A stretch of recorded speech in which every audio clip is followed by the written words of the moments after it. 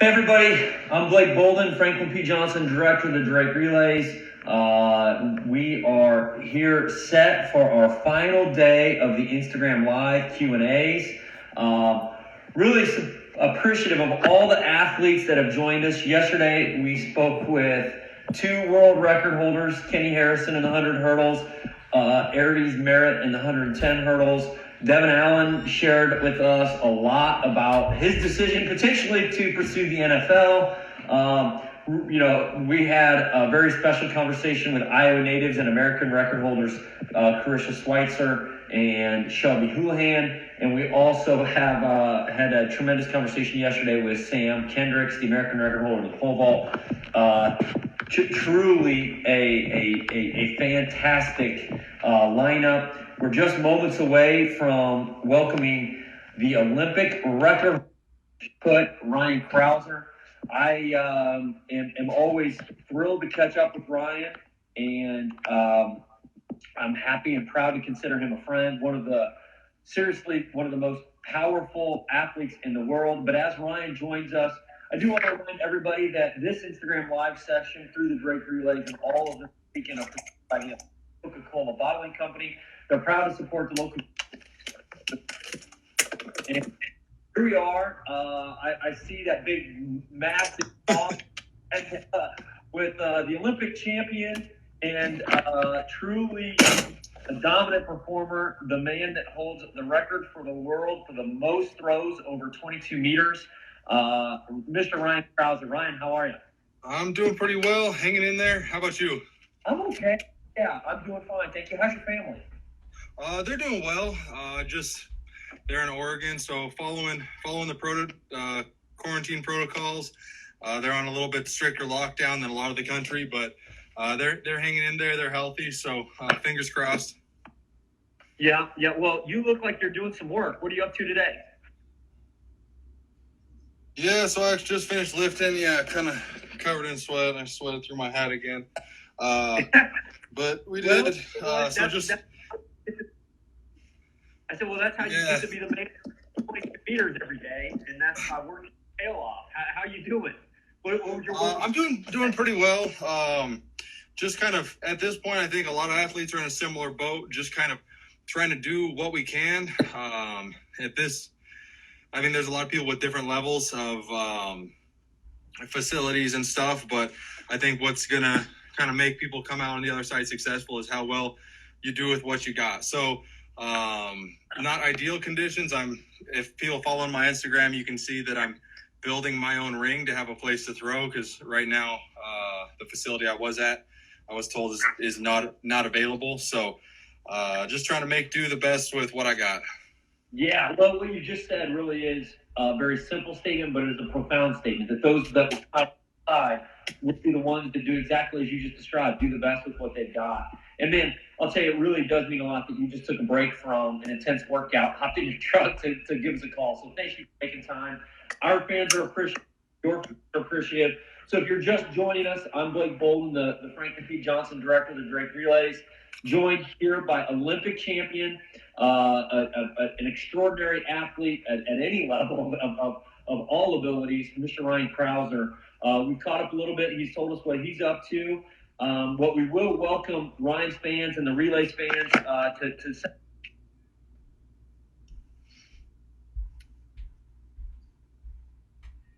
the boss. I'm going to pin that one because that's a good first comment there. I agree with that. Ryan Crouser is someone who I admire. Not throws the shot put 22 meter a week. He's a guy that understands how to communicate with his fans, how to support the sport, and also promote the sport. So, Ryan, while we still build an audience here, I want to ask you and I'll tell the crowd, maybe your fans don't know this. The whole slam dunk contest, it came to life with our friend Paul Doyle and really your interest. If it weren't for your at the beginning, I don't think I would have ever put it together. So when that idea came, you were up for coming to Des Moines to dunk a basketball during the middle of a basketball game. What was going through your head at that time? Yeah, it just seemed like really honestly a pretty fun thing to do. I know, 'cause, I mean, I played a lot of basketball all through high school and played at a relatively high level. I was conference player of the year my junior year before having to sit out my senior year. So I've always loved basketball, and being a professional athlete in track and field because in a large part you're working with all these unbelievable athletes in terms of just pure explosiveness. So I've seen like long jumpers just messing around and they can dunk from the free throw line.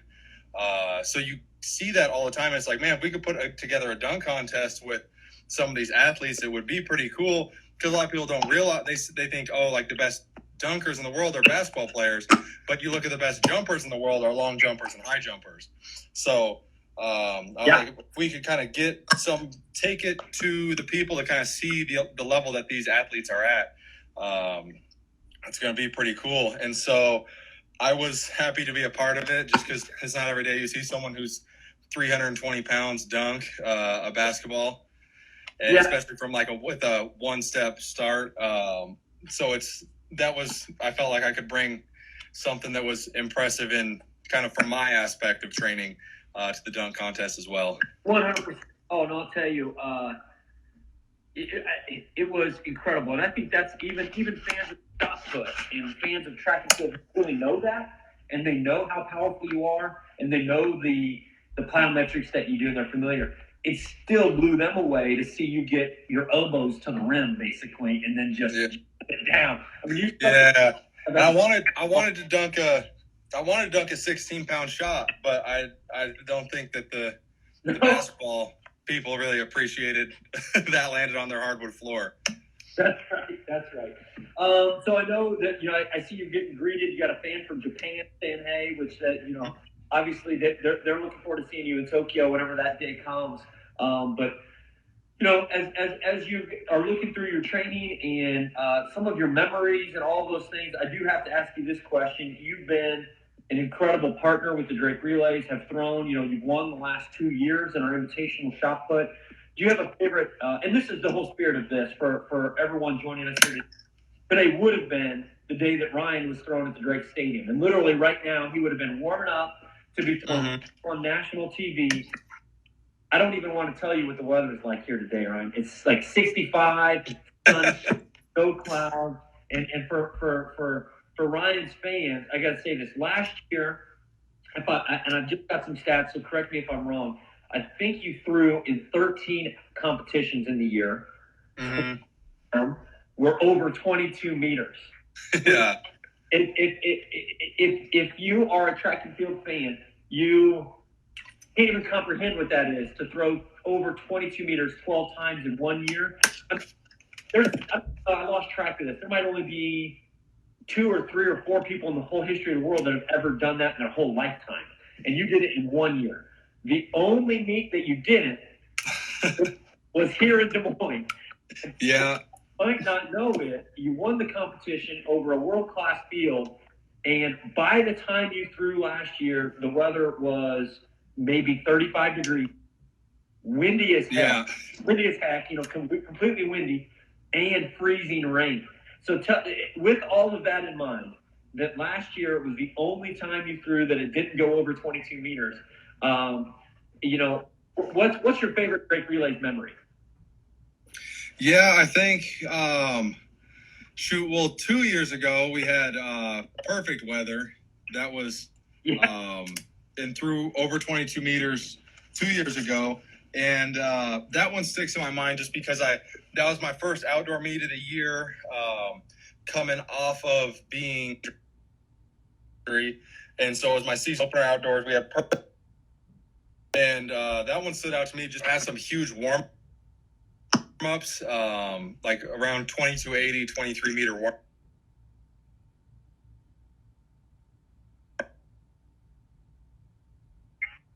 Shape that I would have liked to have been, and got a little overexcited on those 23 meter warm-ups, and then pressed just a little bit all through the comp, and still had to end up with 22 meters, but definitely there was potential for a huge throw that day.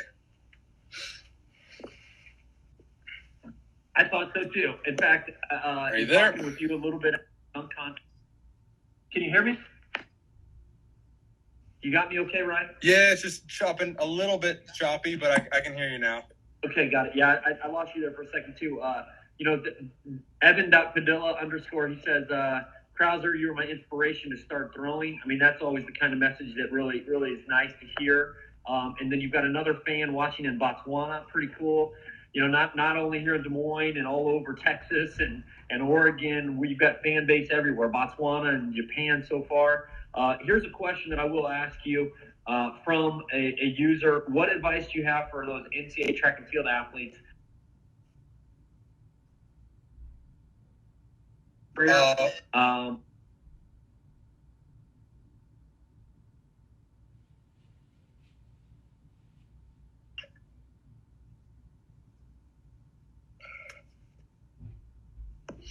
Yeah, so I see the question.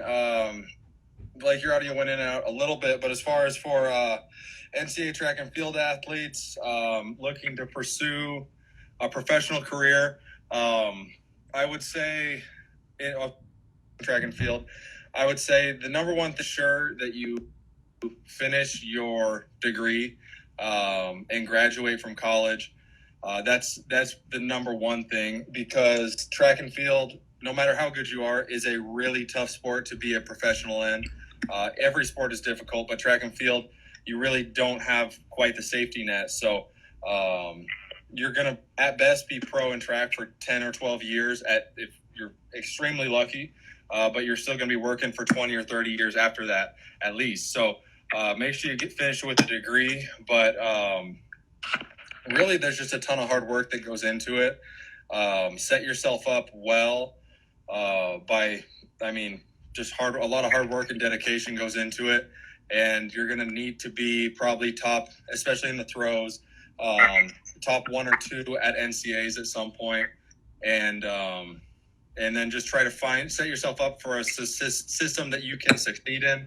I would say don't try to make any huge changes when you go to the professional level. Try to maybe stay around your college if you have the opportunity to.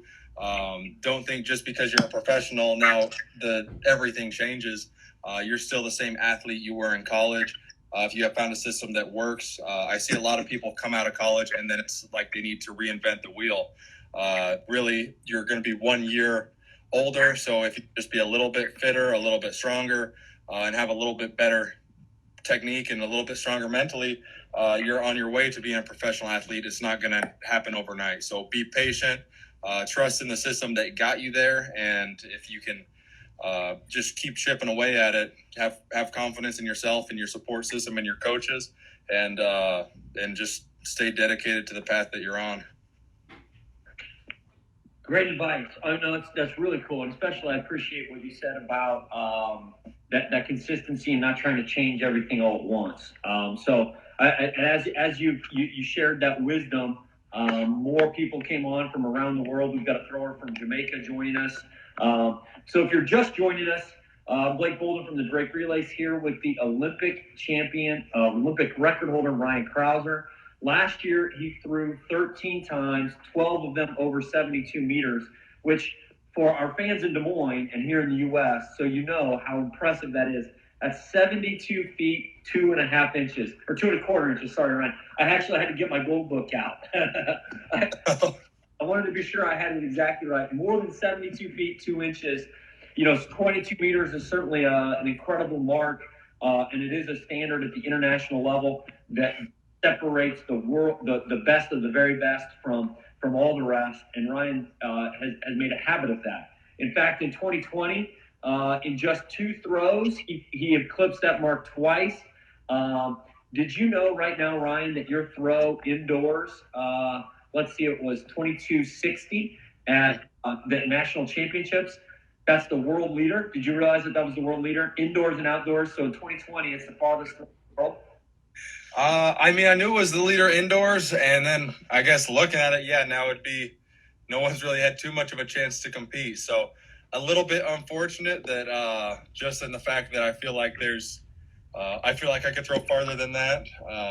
And I know there's a couple other people in the world that probably feel the same way, but still honored to anytime you can have a world lead. So happy to be able to hold that, but really hoping here that come end of July, early August, we could start having at least something that looks like some competitions. Really fingers crossed for that. I'm kind of just trying to do the best I can and get in quality work to set myself up to have a big or potentially throw far here in late summer, early fall. Yeah, no, absolutely.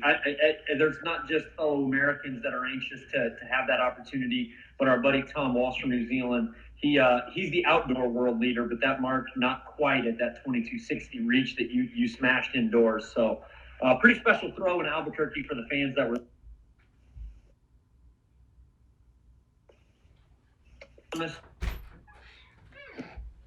17 minutes. The last question that I'm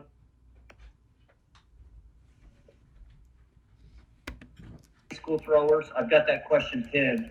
I think that's a good question for all those big fans. You know,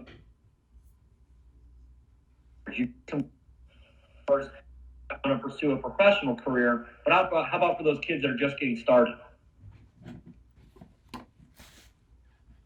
Yeah, so for the kids just getting started, I would right now especially just work on the fundamentals and technique. I mean, it's a little bit of a trying time for everyone, especially if you're new to the sport. Right now, the athletes that I've talked to and worked with, I've just told them like, hey, we're all in the same boat together. It's not that it happened to you, it's how you're going to be reacting to it. So if you're new or starting out, regardless of your level, take this time to kind of work on fundamentals. And that's a big thing that has had me be successful through my career, is not trying to, nothing too flashy or fancy, just doing the little fundamentals right and spend a lot of time working on those. So I've been in my kitchen. We've got a china cabinet in the kitchen. I've been turning with my socks on, like looking at the mirror in the china cabinet, just checking my positions.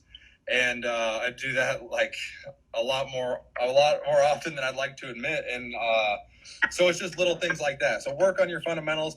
Right now, more than ever, all it really takes is if you have a broom handle, get in on your kitchen floor in your socks and you can turn and just work on your positions. And if you are able to throw, just get out there and right now just throw a lot. A lot of people have a lot of downtime, so get out there, take a lot of throws, and just work on your technique. Don't worry too much right now about trying to get big or strong.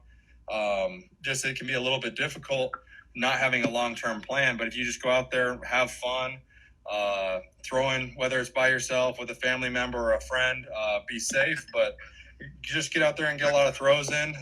It's really a good opportunity having so much downtime that you can, if you wanted to, you can take 40 or 50 throws a day right now, because you don't have to be in meat shape. You can be tired, and you don't have a busy school schedule so much as what you might normally this time of year. So it's unfortunate, but instead of kind of taking it as a negative, try to use this time as an opportunity to figure out your throw and figure out your technique. Man, you're getting a lot of love, a lot of very positive feedback to that. I mean, that's great advice, not only in terms of that overall philosophy and theory, but some very practical advice and even some tips that they can apply right now from home in their living room, or actually probably more kitchen or dining room on the hardwood floor or tile. Ryan, really, truly, sincerely, not just appreciate your time today. I do very much appreciate your time today. And so if you're just joining, Olympic champion, Olympic record holder, one of the all-time greats, as many people have commented here, they've thrown that word GOAT around in the chat quite a bit. But truly, I feel not just that, but I feel honored and humbled to call you a friend. And I'm grateful for all that you do to help promote the sport. And so all of Ryan's fans that joined us here today, know that he's volunteering this, and knowing that as soon as we sent out some notes to some athletes, he was the very first one that said, I want in on Saturday because that's when I was throwing. And even though he's in the middle of training, he took this time to share with us. So really appreciate it, Ryan. I can't repay you for all you do for our sport, so thank you. We've run long. I'm sorry for that. Not a problem. But any last words before we let you get back to work? No, I just want to say, yeah, glad to make an appearance, and hope everyone's safe. And as far as Drake relays, it's a great meet, and so I'm hoping. I know this year's been a little bit tough, but I'm definitely missing it, and I hope to be back again next year. I'll tell you what, everybody here in Des Moines is missing you big time today. We would love to see a 22-meter throw in Drake Stadium. There's no doubt about it. Yeah, hopefully I'll be back there next year and get that 23.